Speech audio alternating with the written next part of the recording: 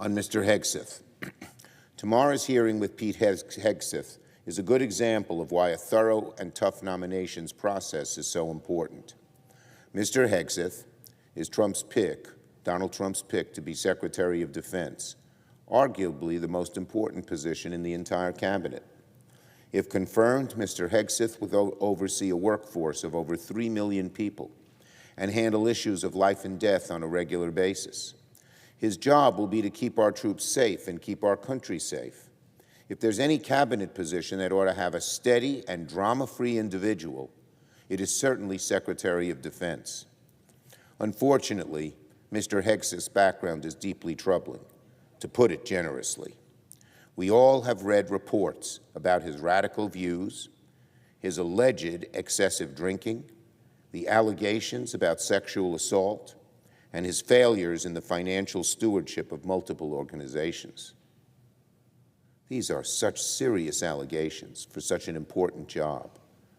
So why would the Armed Services Committee wish to rush through these hearings, particularly when the documents are not available to all the members of the committee, including the FBI background check? Mr. Hegseth will have an opportunity to answer questions about these allegations and about his record, as well as his views. He can expect his hearing to be tough but respectful, candid but fair. The stakes during tomorrow's hearings will be very high, not just for the nominee, but for the entire country. It's not hard to imagine an emergency situation where the Secretary of Defense has to make quick and steady decisions about our military. Is someone with Pete Hegseth's alleged history really the kind of person we want at the helm in a very, very important situation, dangerous situation like that?